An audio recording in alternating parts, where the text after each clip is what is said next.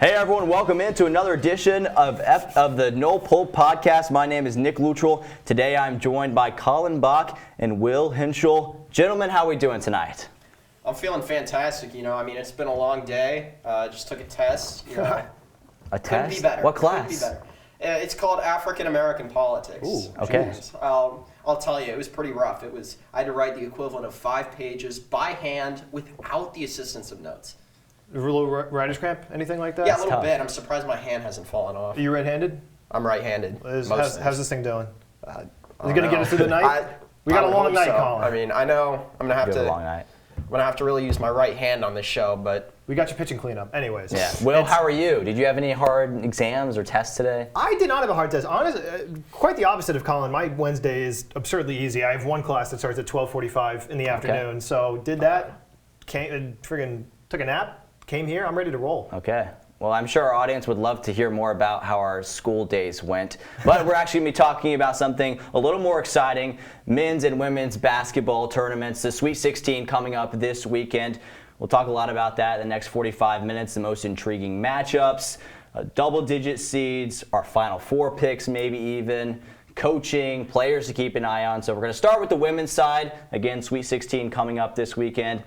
Colin, we'll start with you. What do you think is the most intriguing matchup for the Sweet 16 this weekend? Honestly, I think it starts with Ohio State and Texas. And don't let the disparity in seeds fool you. I think Ohio State's the better team in this game, frankly.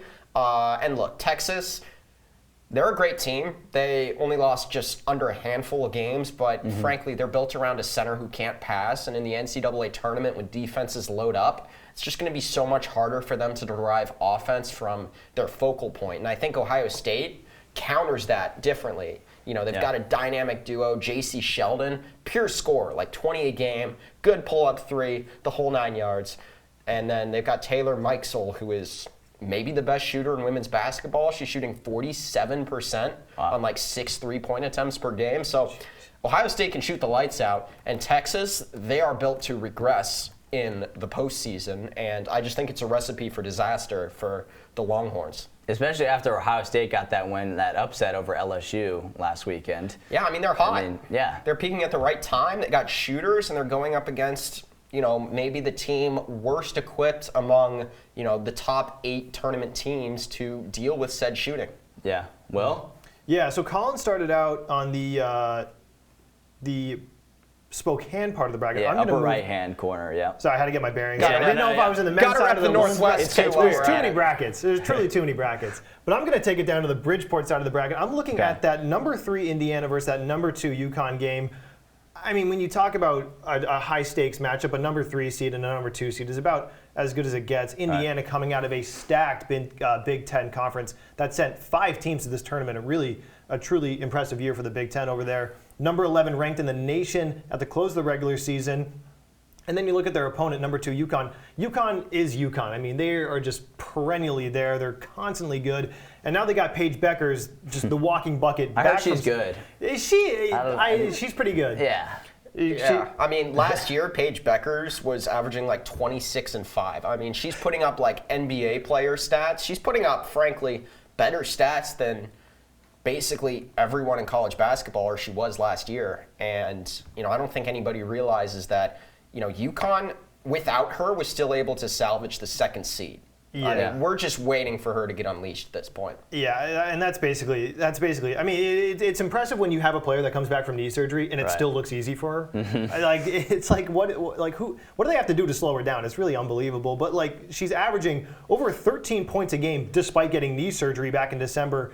She actually just played her first game back from that injury on February 25th against St. John's.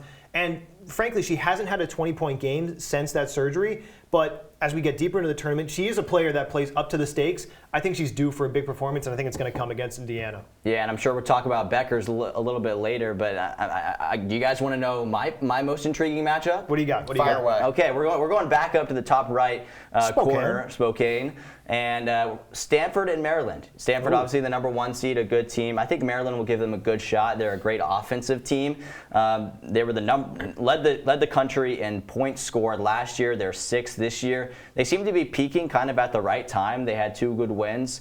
Let's see, against Delaware and then Florida Gulf Coast I guess those were games they should have won, but they're putting up points, 102, 89, and now they got a real test in the Sweet 16, right? They go to the Sweet 16, they're going to face Stanford. That'll be tough, and I think it'll be interesting to see how Maryland's big three between Ashley Owasu, Diamond Miller, and Angel Reese go up against the Cardinals team. Angel Reese, who we'll get to a little bit later, averaging 17 points per game, 11 rebounds.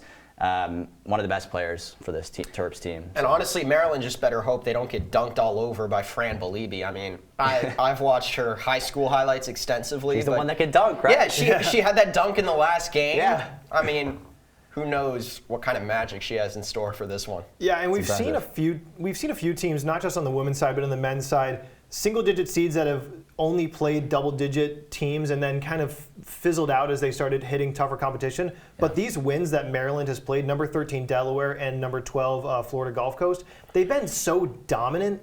I mean, most teams don't put up over 100 points in a March Madness game, or in a college basketball game. Just the time itself doesn't allow for it. So the fact that they're hitting that mark just goes to show that it doesn't really matter who they're playing right now. They're playing so well that that's going to be a great game between the Terrapins and the Cardinal. For sure. So the next one we'll get to looking at double-digit seeds, kind of like similar to what we've been talking about in this women's bracket.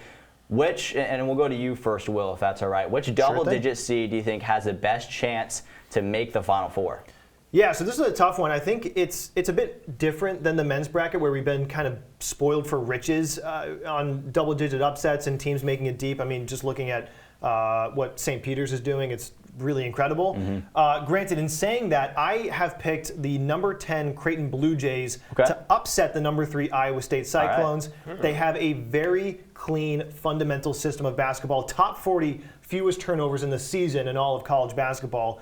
Possession plays a huge role in these March Madness games. I mean, it kind of goes without saying, but if you have the basketball, the other team can't score with the basketball. So controlling that, limiting turnovers, limiting mistakes is really what it's all about at this point in March Madness. I mean, we've seen teams that have exploded and gotten to the Sweet 16 off dominant performances, but when you get to the Sweet 16, the Elite Eight, and the Final Four, etc., it kind of becomes survival rather than beating teams.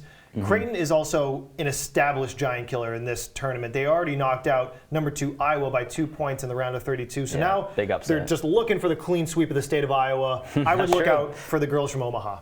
Yeah, honestly, I agree with you completely. I mean, there are only 2 options, right? But Creighton is the better of the 2 options. They've got the better shooting team relative to South Dakota. 37% for Creighton as a team, 33% for South Dakota from 3. And Lauren Jensen is one of the best shooters in basketball. I mean, I talked about Taylor Mikesell for Ohio State, but on the Creighton side, I mean, they've just got shooters. 12.5 points per game doesn't really do her impact that much justice. Think Duncan Robinson on a Miami Heat level shooter, right? Okay, yeah. You know, just that's her specialty, and she can murk you from there with all kinds of off-the-catch magical shots. And if she gets red hot, you know, that shooting alone is just enough to beat teams. I mean, you know, it's a one-off, so it's one game. You get one game, so there's so much room for variance. And I think, you know, when it comes to teams that I trust the most to, you know, peak higher than other teams when it comes to those double-digit seeds, I think Creighton does it for shooting. And I love that we have 2 different reasons, right? I mean, exactly. You're talking about defense, turnovers, I'm talking shooting. I mean, really it can go either way. But I think, you know, ultimately, I trust Creighton more to have a higher outcome performance than I do South Dakota. Yeah. And I mean, you mentioned the 3-point shooting. That's in the entirety of how Syracuse got so deep in last year's men's tournament. They just leaned on that shooting to beat San Diego State and then West Virginia. Eventually, it fell apart against Houston. But 3-point shooting can take you a huge way in these March Madness games. Ludi, who you got? Yeah, so between these, the higher seeds, very similar to what you guys were saying. I'm going bottom left quadrant, the Wichita section of the bracket. I'm going South Dakota. They just had a huge upset over Baylor. They're riding a little bit of momentum. It wasn't just your typical upset. It was a double-digit upset against a Baylor Bears team that's really talented. And so I think when you're looking at this bracket, especially in this Sweet 16, it will be tough against Michigan, but I think South Dakota does have a chance. They're a team that again, they pulled off that huge upset, and I know it's hard. It's always hard with these Cinderella stories with momentum after a few days break. Like we've seen St. Peter's on the men's side, where they've played good for a weekend, and now you have a whole nother weekend where they have to play well. Right, yeah. And so it's like, can they keep up this momentum after a few days of a lot of hype surrounding their team, and pull off another upset against, you know, a good Michigan team? But if they played like they did against Baylor, I think they started out on a 10-0 run against Baylor, even more than that. If they can get a start like that against the Wolverines, and they can keep winning, which is kind of crazy for a South Dakota team. I think that also that Michigan team that they're playing against, they didn't really play anybody in the first round. They played the 14-seed American, absolutely killed them, wiped them off the floor. And then they took on Villanova, who was a slightly better team, but still, Michigan had no problem with them. South Dakota has really gone through some tough opponents here. You look at their first round game against the 7-seed Ole Miss. South Dakota took that one 75-61. And then, like you were saying earlier, Baylor, a 2-seed in this tournament, I mean, absolutely smoked them 61-47. I think even, like you said, and you're right about the whole momentum thing, and you now have a break and you're kind of cooling off.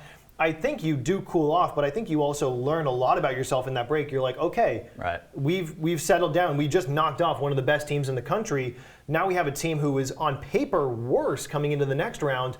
I think they're starting to see that there's no reason why they can't beat Michigan, and I think that's why they're dangerous. Yeah, I mean, if only it worked that way, right? I mean, you know, if only we could just predict just based on, you know, the recent events. But what this tournament's shown us is just anybody can be beaten now, and you know, it's refreshing because I feel like for the longest time it's UConn, and I still think UConn's going to win it this year. My grandparents aren't complaining, but big UConn. You know, I think for the first time, we're seeing double-digit seeds consistently make magic in the women's tournament. Yeah, and so we talk about double-digit seeds. Now we're going to talk about a little bit of the higher seeds. We have all of the number 1 seeds are still in this women's tournament.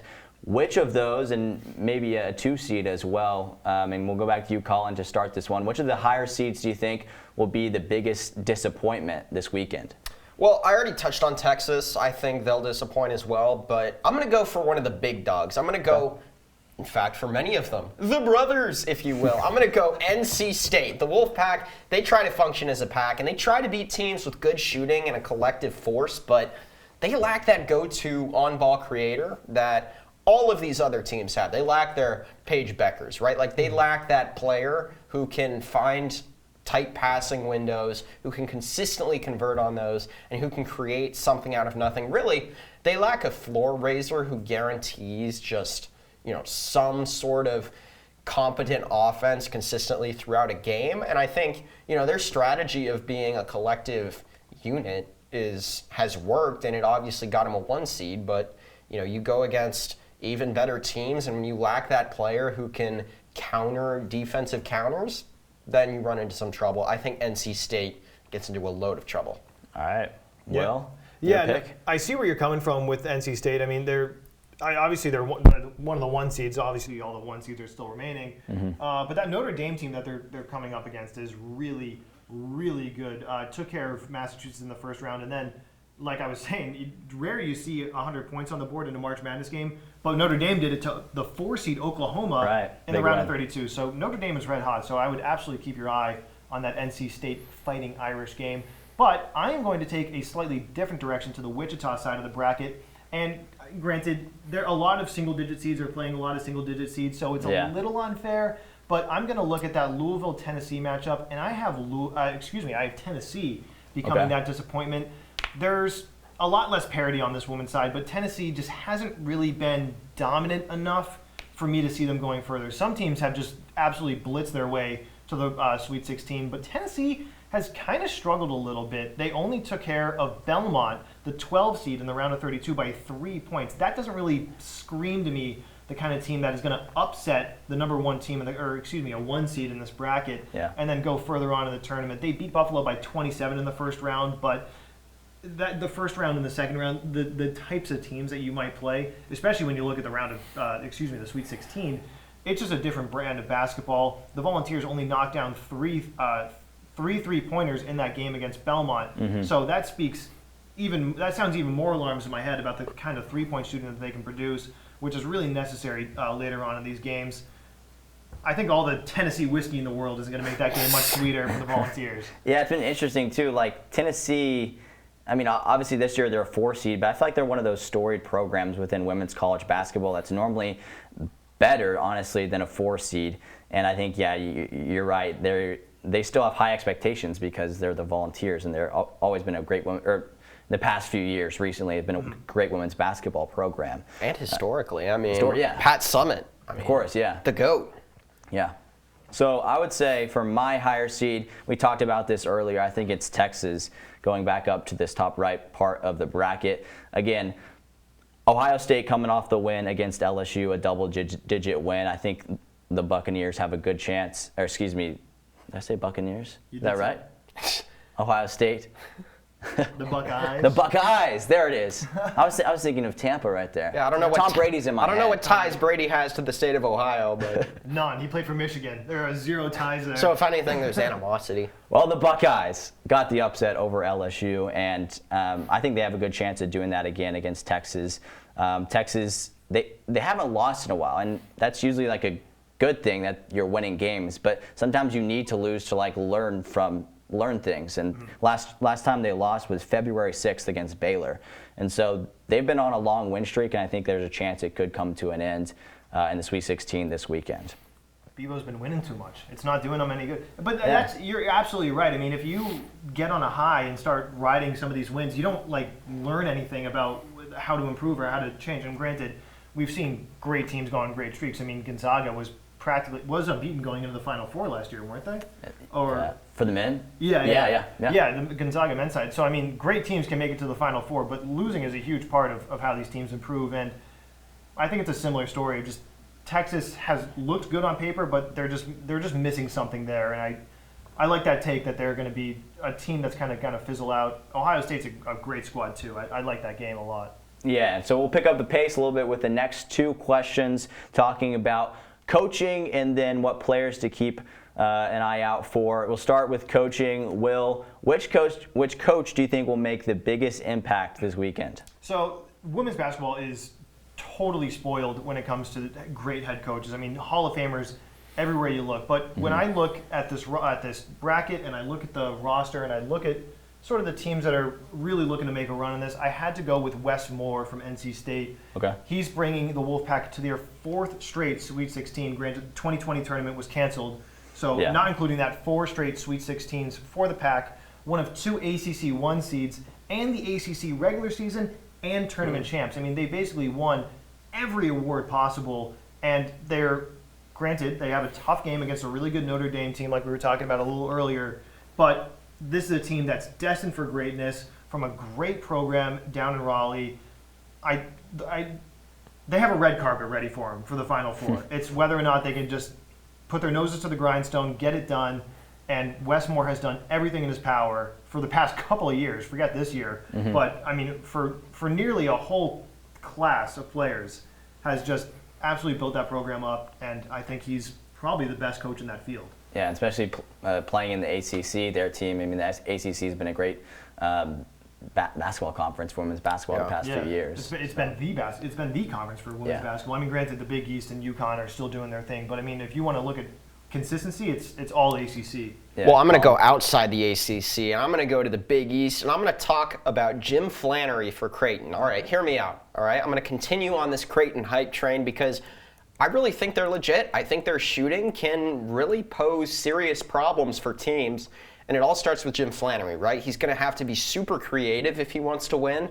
So, just watch what he does with players off the ball and watch what he does with players, with the types of screens he draws up. Is he going to have players coming off of pin down screens? Is he going to have players coming off of flare screens? I mean, this battle for Creighton is really going to be won at the wings and what they're able to do to create separation for shooters. And I always liken it to what the Celtics did with Ray Allen, right, where they were able to maximize him with pin-in screens, and they were able to have Ray Allen, one of the best shooters ever, wide open for 3 all the time. I think Creighton's going to have to deploy a similar strategy, and I think it starts with Flannery and what he's able to do on the drawing board, being able to free things up for his shooters.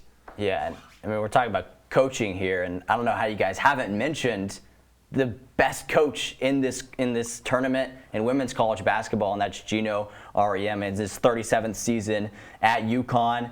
I mean, he's the GOAT for women's college basketball, maybe even coaching. Like I said, he's a Hall of Famer, 11-time national champion with the Huskies. And, I was sticking with you in the Big East, just going a little bit of a different direction for the Huskies.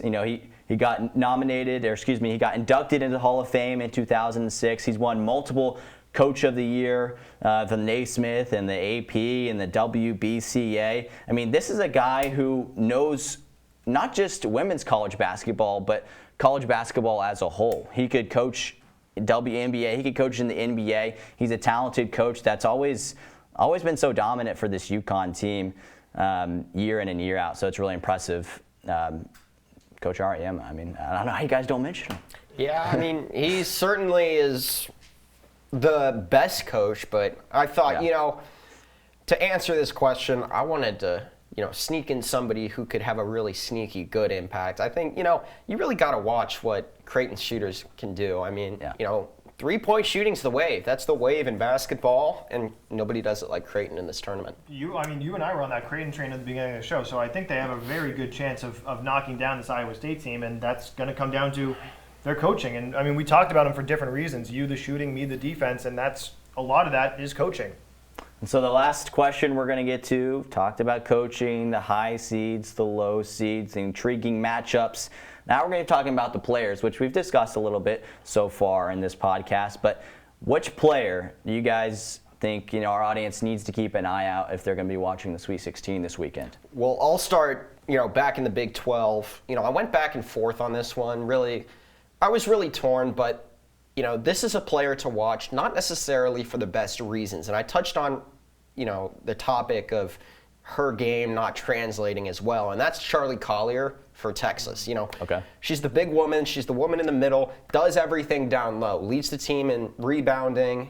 She's their leading scorer, one of the more efficient scorers in college basketball. But she averages 0.4 assists per game. I mean, that's not, assists aren't the end-all, be-all for playmaking, and by no means am I trying to say that best summarizes her playmaking, but it definitely casts a light on the fact that Texas is built on just really an antiquated model of basketball going inside out. And, in the NBA, that's different. Joel Embiid, Nikola Jokic, big men are back there. But this is college. Shooting wins games and tournaments in college basketball. It's how it's going to be. And, I just fear for Texas's sake that they don't have really any counters for the types of defensive looks that Collier's going to be presented with. I mean, what's she going to do when, Ohio State is just really mucking everything up on rotations, on the backside with help rotation? I mean, it's going to be trouble for Texas. It's going to be trouble for Texas because Collier's game doesn't translate as well. But, I mean, look, as we all know, lost $1 million on my men's bracket. We'll get Charlie to that. Collier. We'll get to that. I mean, she could blow my mind. She could blow my mind. But she's definitely a player to watch because she definitely has it in her. But I'm a little lower on her than most people are. Okay. Yeah. Okay. Will? Yeah. So this was kind of a challenge for me. I didn't know if I wanted to talk about just like the best player that I was seeing, or if there was a player that I thought was kind of sneaking in and making an impact, kind of behind the scenes. And I think I found one for the latter, and it's Kayla Jones, the forward from NC State. She had 18 points in the round of 32 game against Kansas State, which, NC State obviously won. They're still in the tournament. Right. But that's a huge divergence from her 8.7 average. I don't know. NC State is stacked with players. They've got a great coach. They've got a great program.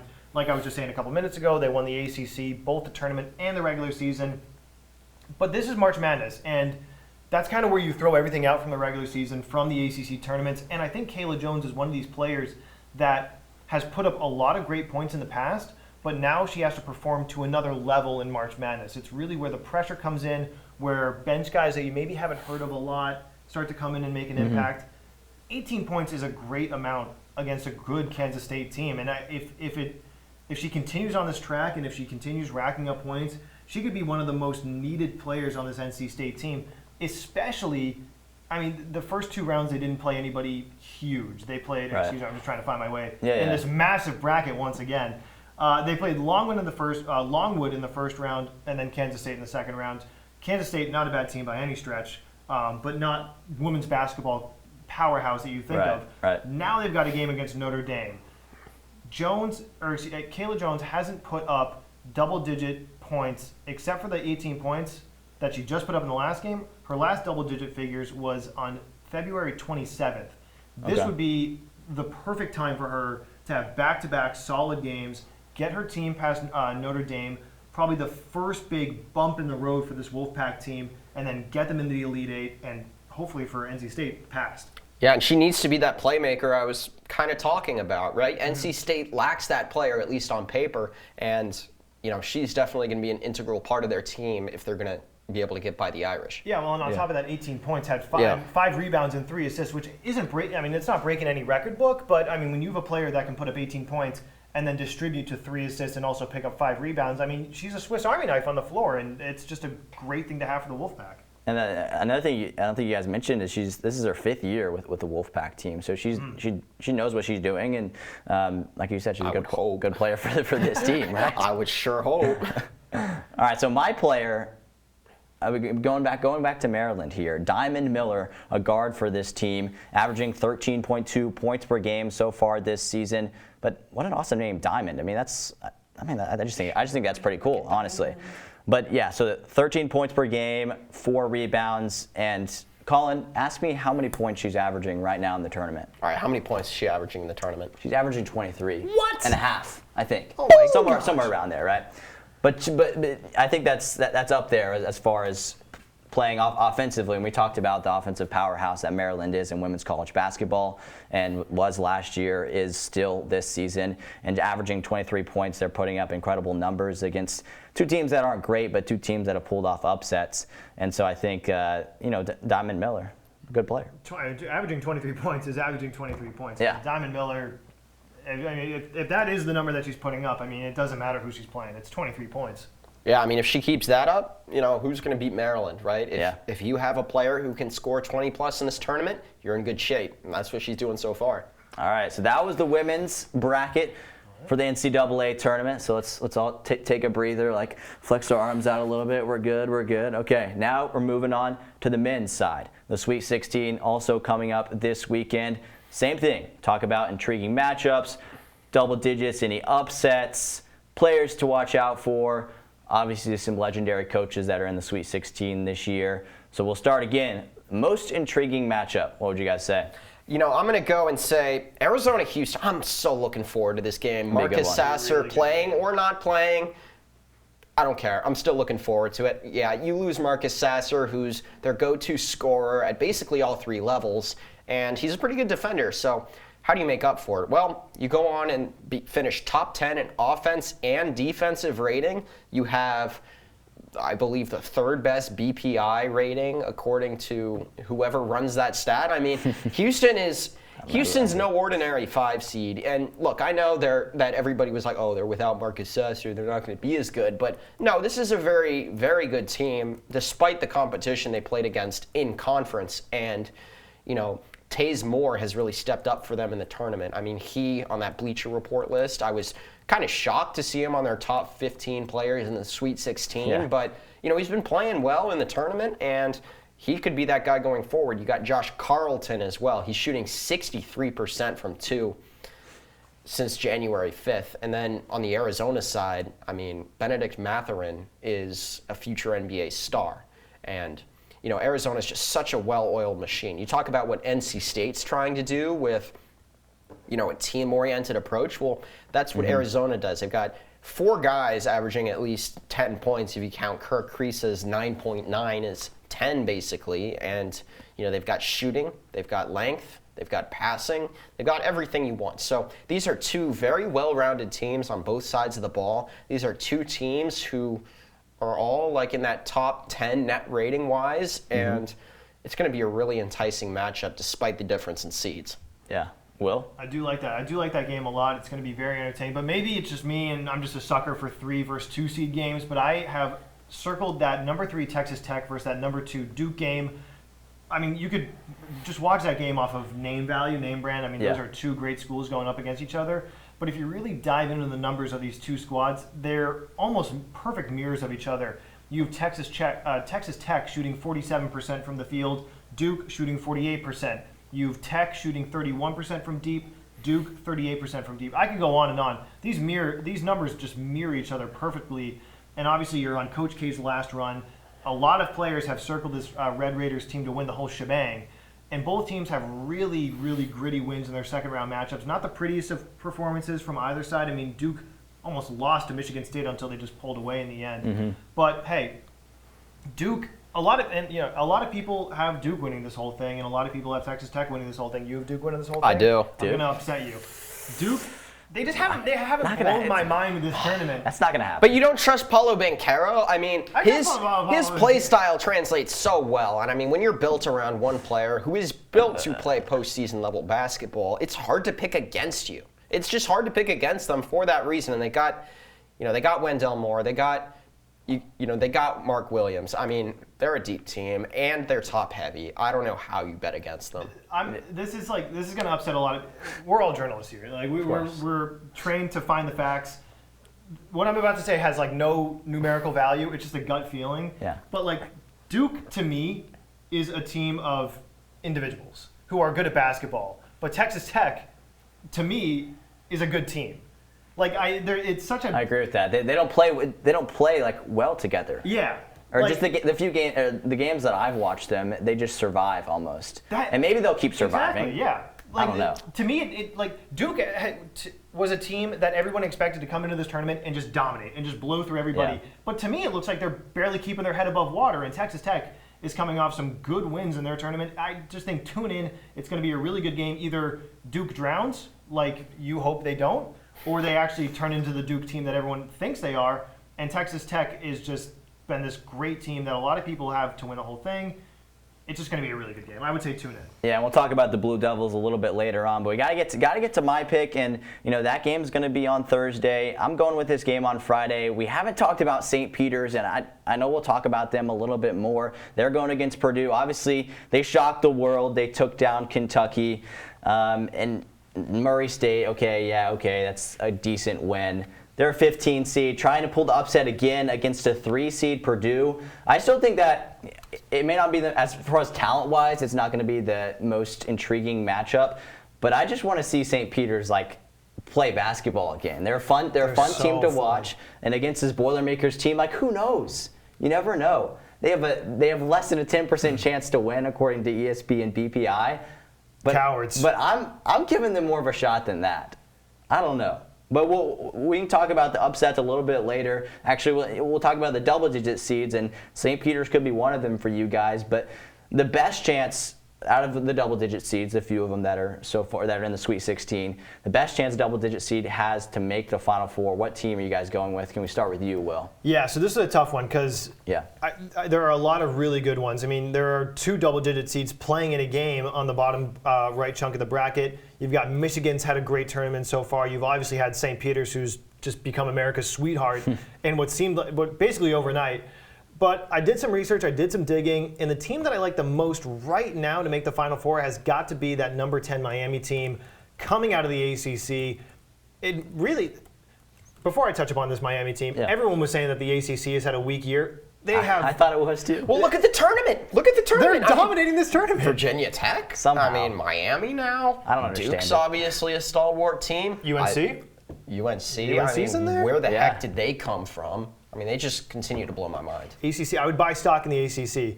But hey, Miami, I was honestly shocked that the Hurricanes were that low on Selection Sunday. I thought they'd be a much better team. Yeah. Especially, I mean, they were playing phenomenal basketball around New Year's, but then they kind of slowed down, and it is what it is, but they got the 10 seed.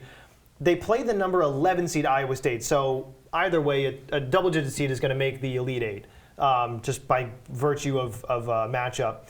They don't play the fastest basketball on the planet, but they are one of the most offensively efficient squads in the nation. Ken Pom has them as the number 147 team in tempo, but they are the number 18 team in offensive efficiency. So they only get the ball, or they only get the ball a couple times a game. Mm-hmm. I think they get it on an average. It's how many points would you score per 100 possessions, and they've scored 114 is the number that Ken Pom comes up. So that's a lot of three-point shooting. That's a lot of free throws. That's a lot of and ones. It's a lot of play in the paint. They're making the most of every possession that they get. And when you play a good defensive squad like Iowa State, That's going to be huge. They demolished 2-seed Auburn in the round of 32, and I think they're just going to keep riding that high and keep that momentum up. Iowa State, don't get me wrong, Iowa State's a good game, and there are a lot of other double-digit seeds. Yeah. But this Miami team, even going way before March, has looked good to me from the jump. I think they're going to do something really, really cool here. At least get to the Elite Eight, and maybe after that, we could see them in New Orleans. All right, Colin, your highest seed that you think's got a chance to make it to the Final Four? Well, I think the Cyclones, I'm going to do you one better. I think that matchup can go either way, but, when I look at the Cyclones, their defense has been, pretty hot lately.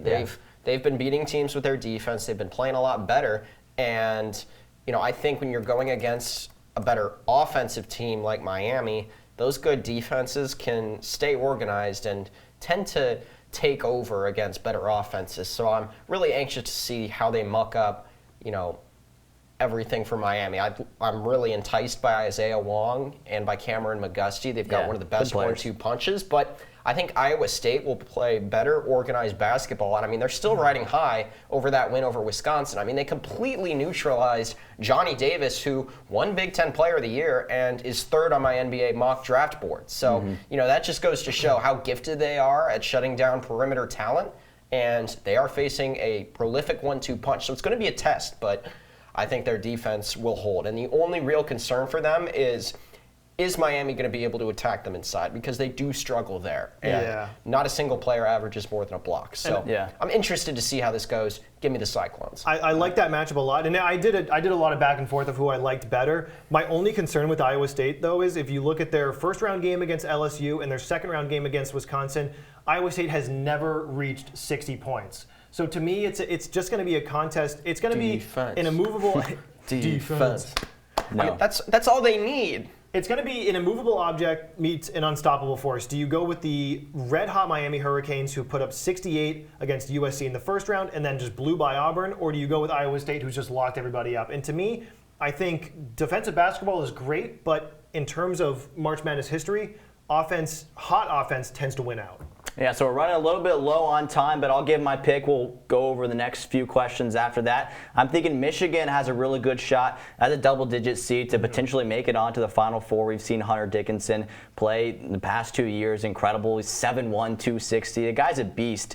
And I think that the Wolverines have a good shot. We talked about earlier with the women about Sweet 16s, and I think the Wolverines, I think it's their 5th straight Sweet 16 if we don't include the 2020 year. And what Juwan Howard has done, obviously there's a lot of circulation about him as the coach right now. But the Michigan Wolverines, I think, have a really good chance to make the Final Four. And now we'll kind of get into the higher seeds in this men's bracket. And Colin, we'll start with you as we got a few minutes left. Which higher seed will be the biggest disappointment? Kansas. They're frauds every year. I've never seen anybody successfully pick Kansas. Who expects Kansas to win this thing? Legitimately. I put them in my championship. Let's calm ourselves a little. Actually, I picked them all the way. Has Kansas winning this tournament. Well, good stuff. But, Okai Abaji, awesome player, awesome shooter, going to be really great at the next level. He's good. But, they almost got dogged by Creighton. They not dogged, but they almost lost to Creighton. And I almost picked that upset. But you didn't. But, Kansas is showing the little cracks that I've been thinking they were going to show in this tournament. And, outside of Abaji, I don't trust anybody on this team. I think Kansas is going to disappoint. I don't know if they lose to Providence or not, but Providence has a propensity for pulling out close games. And, Liam, I know you're going to love to hear this, but, Providence is going to put the clamps on Abaji and those Jayhawks. I can hear him going crazy. Yeah, I can hear him celebrating. He's going crazy. I was wrong about Providence, but anyway, I got Kansas losing to Providence. Are you apologizing I am right apologizing. Now? Can you please look into the camera? America. Providence is the real deal, okay? I was wrong. I had them losing to the Jackrabbits. I'm an idiot. Providence is going to win this week. Okay, so Jayhawks disappointment. Will, what about you? Okay, so you're saying the Jayhawks are fraudulent. I'm saying the Duke Blue Devils are fraudulent. Get out of town. Because I'm not the biggest Duke guy, but bias. Very. That's bias. In their first round game, they played the 15 seed Cal State Fullerton, took care of them, no problem. But this Michigan State team that they just played in the second round, I'm not going to sugarcoat it. Michigan State, but they won great by team. 9. They did win by 9 at the end of the game. They're playing Tom Izzo. They barely won. I mean, if Michigan State didn't get tired, Duke would have shattered in that game. They only managed 7 offensive rebounds all games. Now they got to play Texas Tech, who snagged 30 defensive rebounds against Notre Dame. They're not winning that battle on the glass. I don't care how good Paolo Banchero is. Texas Tech is just the better rebounding team. Duke has not looked consistent this entire year for me. I never liked him in the tournament. I had him losing in the second round a couple of brackets. I think Duke is going to make an early exit and disappoint a lot of people. But Banchero won't miss, so that rebounding battle, no va a ser problema. Okay, so Duke, I'm going Arizona. I also think that's another 1 seed or you guys are coming one for seed both that my will championship disappoint. picks. I like it. I like it. I just when I was looking at the South bracket, filling out my bracket, that was. I just couldn't choose that bracket. I put Tennessee going to the Final Four, and obviously that was wrong.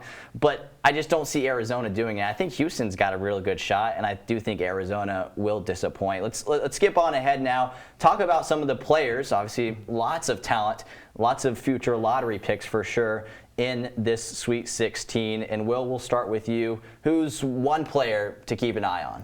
Yeah, so you actually just mentioned that Arizona team, but I'm really liking the play of Benedict Mathurin, the guard for that Wildcat squad. He averaged 17.8 points this season, but exploded for 30 points in their overtime win against TCU just a couple days ago. He was 8 for 14 from the field, gets sent to the line all the time and rarely misses. He's just the kind of guy that just accumulates points over the course of the game, and when you got a guy that's putting up 30, there's not a lot you can do about it. Colin, who you got? As a depressed Johnny Davis fan, I'm really sad I don't have the possibility to pick him, but I'm going to go with Chet Holmgren. He's number 1 on my NBA draft board. I think, from a physical tool standpoint, he's really got it all. And I know, oh, he's so skinny, he's so lanky. It's like, dude, trash. Like he's driving all 94 feet. I mean, did you see that one play he had where he just took it 94 feet and went down in the lane? I mean, come on. I mean, he's so physically gifted. He's an underrated passer despite averaging just 2 assists per game. He averages close to 4 blocks. I mean, no, he's not an ideal post defender. He's going to get moved off the ground. But we've seen talented big men, think Anthony Davis, think Jaren Jackson Jr., who lack that functional strength coming into the NBA and in college to keep up. And guess what? I don't think it's a problem for Chet. I think he's more just following a trend, and his scoring's great. 39% from 3, 74% on 2s. Yeah. This guy's a generational talent. Keep your eyes on him just to see, this is maybe one of your last couple chances to watch this guy in college. Watch this guy have that college experience before he goes pro. I think he's the pick here, no doubt. And I think Thursday night will be the last time that people will watch him play a college, because they're facing the Arkansas Razorbacks, and that's my player to look out for. Okay. We got Jalen Williams for this Razorback squad. He's got, I don't know if this is statistically anywhere, but he's got to lead the country in charges taken. If you haven't watched many Arkansas games this year, he always steps in there and takes charges, and I think he has over 50 this game. I don't know, someone can fact check me on that. He can pass the ball well, he can score inside, but he's not incredible, but I think it'll be someone to keep an eye out on, okay? Because he's going up against Drew Timme, similar size, and yeah, that's right, he takes charges. A similar size to Drew Timme, and if Jalen Williams in this Arkansas defense, who's a really good defensive team, can shut down Drew Timme, they're going to pull the upset, and I think they will. And we'll get to some of our Final Four picks later. I'm getting a little ahead of myself, but we just got word 44 charges Jalen Williams has taken this year. It's got to be first in the country. So that's pretty incredible. With no regard for his own body. I think a lot of people are sleeping on that Arkansas team because they're playing Gonzaga. Yeah. But they are really, really good, and I would not be shocked if there was a bit of an upset. Honestly, in my opinion, when you even get to the Sweet 16, the whole idea of an upset kind of goes out the window because all these teams have proven to be really good. That's true. It's almost like reseeding it. Yeah, exactly. So I think I would not be shocked if Arkansas got the better end of that Gonzaga matchup. They are a very strong basketball team. So defensively, especially. Oh, yeah. They are solid. Yeah, and I've never lost money betting on the Razorbacks this year. I am 21, full disclosure. Okay. So we're good. Hey, we're good here. Razorbacks do not disappoint, but I'm sure you will be disappointed, no offense. Well, we'll hopefully get to maybe our final 4 picks in a few minutes. Let's get to coaching real quick. We skipped out on this one. Which coach do you think will make the biggest impact in the Sweet 16? Colin, we'll start with you. It's Coach K. Come on. I mean, it's his final season. March Madness tournament run. You know, that's part of the reason why I picked him, other than the fact that I think Duke's really amazing. But it's Coach K. I mean, you know, when it comes down to a tight game, who do I trust the most to dial up a game plan? It's Coach K. And, you know, he's that, you know, we don't always talk about the value of leadership, right? Because it's so hard to quantify. But, you know, having listened to some of his motivational speeches he's given to players, I mean, he's just that calm, mild-mannered guy that can really, you know, as you talk about with that collection of different personalities, he's that guy that can bring them together. And I think, you know, when you've got that star in Paulo Banchero, it makes your life a lot easier as a coach, no doubt. But, you know, I think he's going to get his guys focused. They're playing in San Francisco. They're going to have fun, but they're also going to be focused. And I think with Coach K, they're going to be hyper-focused. I think he's got his guys in tune. All right, Will, your coach? Yeah, I just want to bounce off that. I mean, Coach, I'm not the biggest Duke fan. It doesn't take a genius to see that, but you got to respect Coach K and what he's done with that program and just the total success that he's had.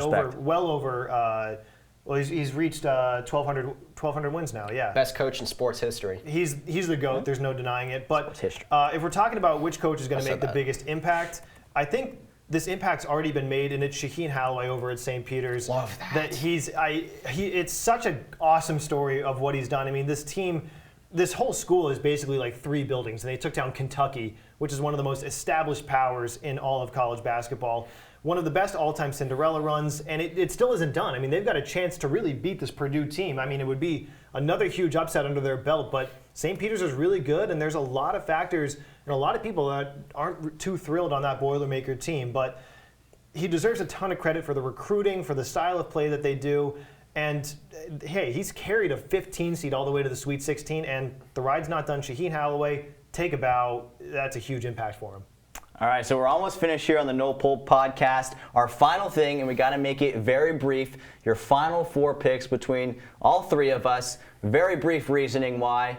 We'll go left to right. Colin, your final 4 picks. Let's hear them. All right, I'm going to go rapid fire here. Duke, Arizona, Purdue, and Providence. Duke, Paulo Banchero. Arizona, well-oiled machine with Mathurin.